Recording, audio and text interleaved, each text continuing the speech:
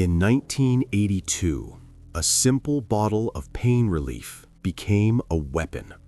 A product trusted by millions turned into a silent killer. And it didn't happen in a dark alley. It happened on ordinary store shelves. Tylenol capsules were deliberately laced with potassium cyanide. 7 people in the Chicago area took them and died shortly after. This is the story of the Tylenol murders, one of America's most chilling, unsolved crimes.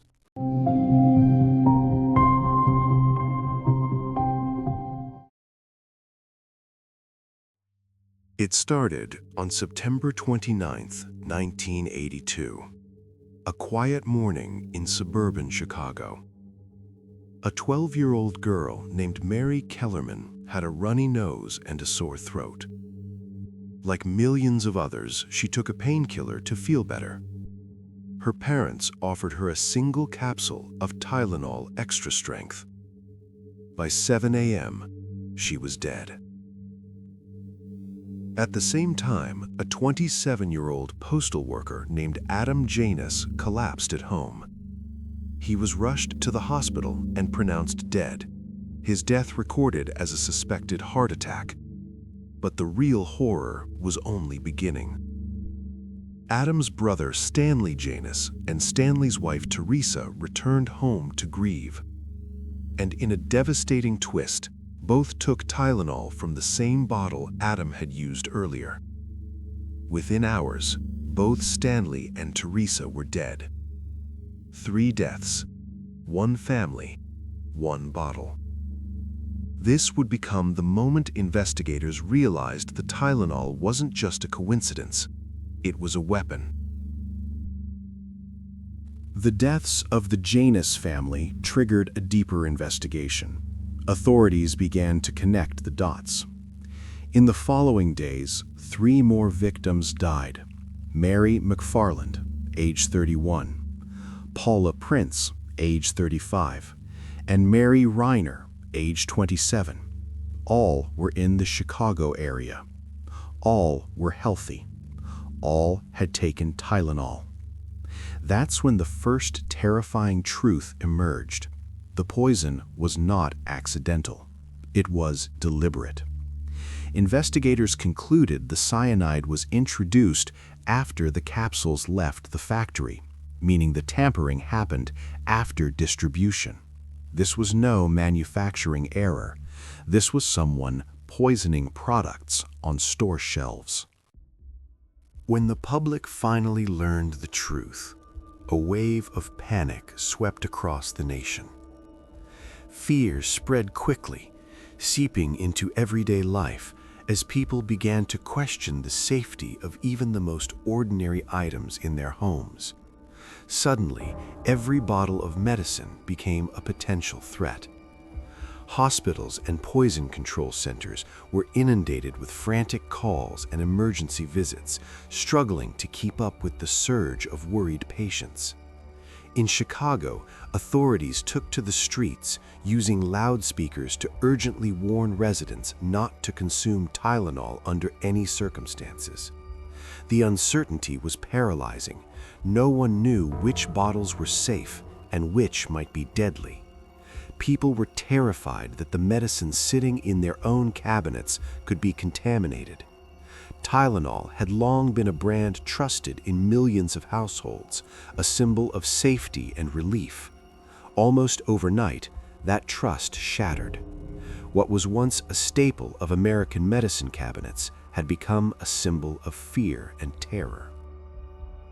By the evening of October 1st, 1982, after all 7 victims had died, Johnson & Johnson took decisive action. Working alongside federal authorities, the company urged the public not to consume any Tylenol capsules, even unopened bottles. They pulled every Tylenol product from shelves nationwide. McNeil Consumer Products, a subsidiary of Johnson & Johnson, recalled over 31 million bottles of extra-strength Tylenol removing the nation's best-selling pain reliever almost overnight. The company issued public warnings through television, radio, and newspapers, and established toll-free hotlines to answer questions from frightened consumers. They offered to replace recalled bottles with safer alternatives once they became available. Johnson & Johnson also announced a $100,000 reward for information leading to the person responsible, an extraordinary move at the time, signaling cooperation rather than defensiveness. The total cost of these actions was estimated at approximately $100 million in 1982, which, adjusting for inflation, is equivalent to $336 million in 2026. But the cost wasn't just financial. It was the collapse of consumer confidence, the realization that even the most trusted brand in America could be turned into a weapon. Investigators pursued leads across the country. They analyzed victims' bottles, store records, manufacturing shipments, and even surveillance footage. A key detail was that the victims purchased Tylenol from different stores that received the product from different manufacturing plants. Over 10 million recalled capsules were tested. A total of 50 capsules across 8 bottles were found to contain cyanide. 5 bottles belonged to victims. 2 were returned during the recall. 1 was found still unsold or on a store shelf. But no fingerprints or physical evidence were recovered. Surveillance cameras were uncommon at the time, limiting store evidence. The investigation produced multiple suspects, but no one was ever convicted for the murders.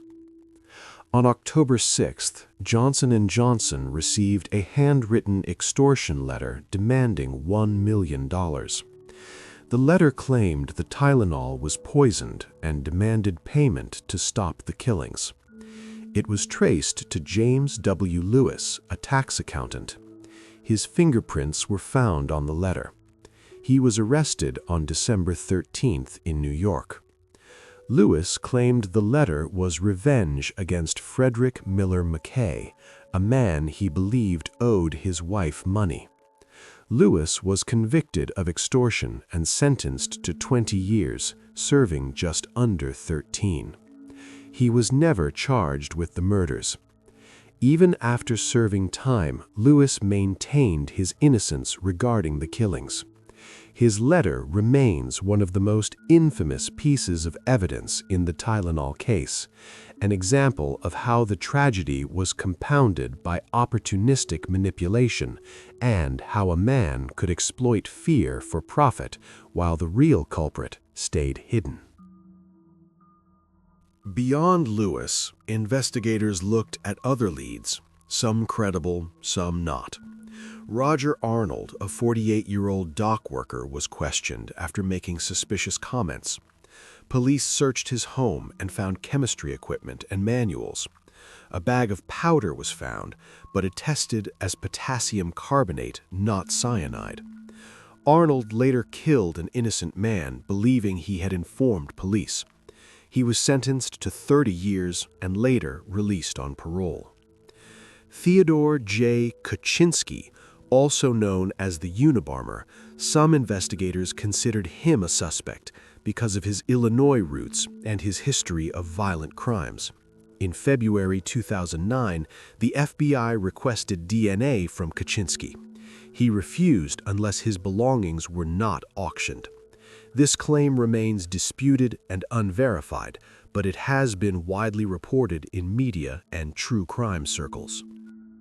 Investigators explored many theories. Some believed the killer was a disgruntled employee.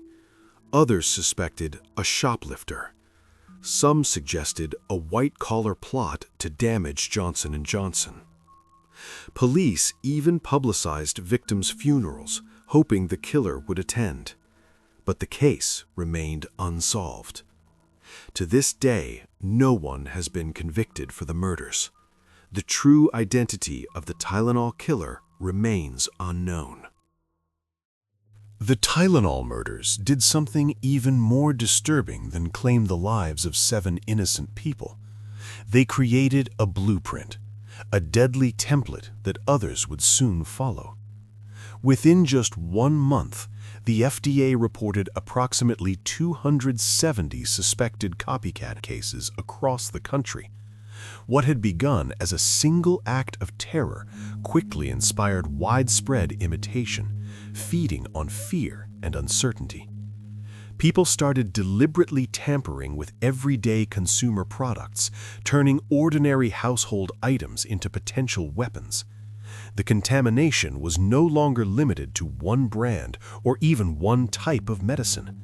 Reports described a wide range of substances, from rat poison and corrosive acids to sharp objects hidden in candy, suggesting that the panic itself had become contagious.